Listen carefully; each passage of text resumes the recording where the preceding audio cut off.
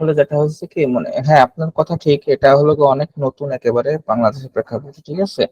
যার কারণে এখানে যারা ম্যাক্সিমাম স্টুডেন্ট যারা আছে তারা কিন্তু এই সম্পর্কে আগে জানতো না কোনোভাবে, ঠিক আছে।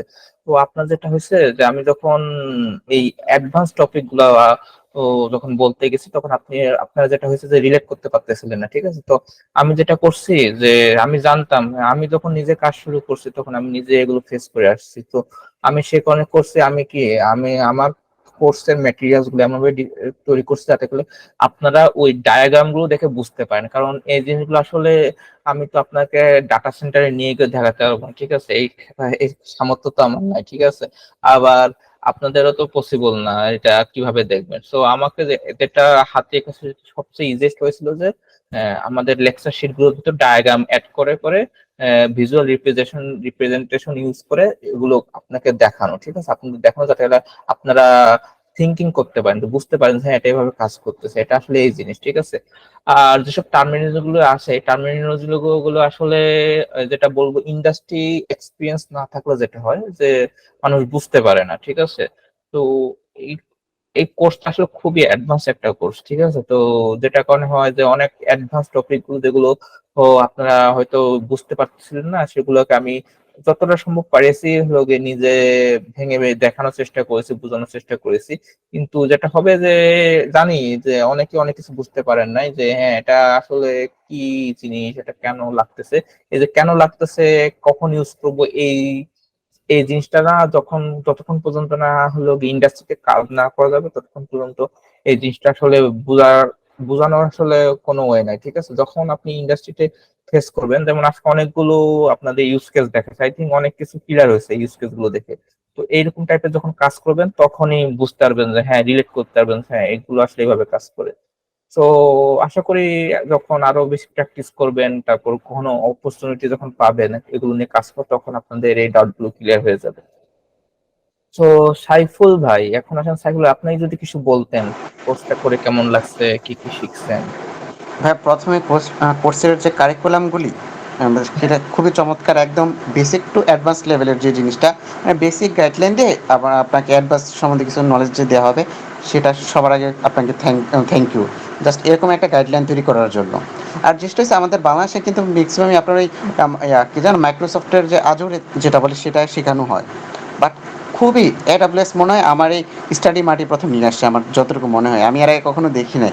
আচ্ছা, এর আগে আপনার দেখছি AWSটা আমাদের যে মানে আমি জানতাম না আসলে ক্লাউড জিনিসটা কতটা ইম্পর্টেন্ট, কতটা গুরুত্ব আমাদের ইন্ডাস্ট্রি লেভেলে বলি বা আমাদের পার্সোনাল লেভেলে বলি, এটার ইম্পর্টেন্স আমি আস্তে আস্তে বুঝতেছি। যে জিনিসটা আপনার এই কোর্সের মধ্যে জিনিসটা একদম ক্ষুদ্র থেকে বৃহৎ আকারে নিয়ে আসছেন, এবং যারা একদম নলেজ জিরো, যারা ক্লাউড কম্পিউটিং কি বুঝেই না, তাদের জন্য একদম এটা কি সুইটেবল কোর্স, এবং তাদের জন্য কমফোর্টেবল, তারা কি বেসিক থেকে শিখতে শিখতে এবং কি অ্যাডভান্স লেভেলে একটা শিখতে পারবে, এবং সম্পূর্ণটার উপর একটা পুরো ক্রাইটেরিয়া থাকবে।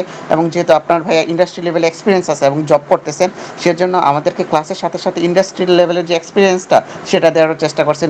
আপনি বিভিন্ন ডাটা সেট আমাদেরকে দেখাইছেন, ইন্ডাস্ট্রি লেভেলে কীভাবে কাজ করতে হয়, কীভাবে কী করা হইতেছে, সম্পূর্ণটা ভাইয়া একদম কি বলবো ক্লিয়ার করে দিচ্ছেন। এবং আমাদের জন্য বলবো যে এটা যারা পারে এবং যারা পারে না তাদের জন্য, উভয়ের জন্য কি এই কোর্সটা একদম সম্পূর্ণ সুইটেবল, এবং খুবই ভালো হয়েছে আমরা, এবং নতুন নতুন অনেক কিছু শিখতে পারছি, এবং যে ক্লাউড কম্পিউটিং কতটা গুরুত্বপূর্ণ। এবং আমরা বিভিন্ন যে ওয়েবসাইট তৈরি করি, ওয়েব ডেভেলপমেন্ট করি, অনেকে অ্যাপ ডেভেলপমেন্ট করে, আর অনেক কিছু মেশিন লার্নিং নিয়ে কাজ করে। কিন্তু এই কাজ করার সাথে যে আমাদের এই ওয়েব সার্ভিসটা কতটা জড়িত বা এতে ডিপ্লয়মেন্টটা যে কতটা গুরুত্বপূর্ণ, সেটা আমি ভাই এই কোর্সের মাধ্যমে জানতে পারছি। এবং স্টাডি মার্ট এবং আপনাকে অসংখ্য ধন্যবাদ। ধন্যবাদ সাইফুল ভাই আপনার মূল্যবান মতামত শেয়ার করার জন্য।